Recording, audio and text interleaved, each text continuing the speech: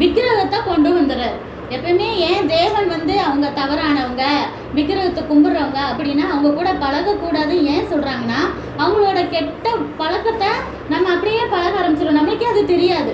நம்ம சோல் வந்து நம்மளை அறியாமலே அவங்க கொடுக்குறத நம்பி சாப்பிட ஆரம்பிச்சிருவோம். அவங்கள போலவே விக்கிரகத்தை கும்பிட ஆரம்பிச்சிருவோம். அவங்ககிட்ட இருக்க கெட்ட பழக்கம் நம்மளுக்கும் வந்துடும். நம்மளும் டிவி சினிமான்னு 24 மணி நேரம் பார்த்துட்டு உட்காந்துட்டு உலகத்து பின்னாடியே ஓடிடுவோம். அதனால தான் என்ன சொன்னார், கெட்டவங்க கூட பழகக்கூடாது அப்படின்னு சொன்னார்.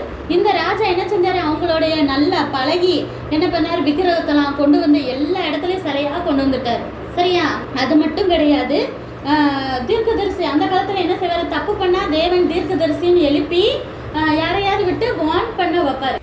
நீ தப்பு செஞ்சிட்டு இருக்க, மனம் திரும்ப, இல்லைன்னா அழிச்சிருவேன் தான் தேவன் சொல்லுவாரே தவிர யாராவது தப்பு செஞ்ச அன்னைக்கே கொலை பண்ணிடுவாரா, கொன்றுவாரா? அப்படி இருக்க மாட்டாங்க. ஏன்னா தேவன் இறக்கம் உள்ளவர் தானே.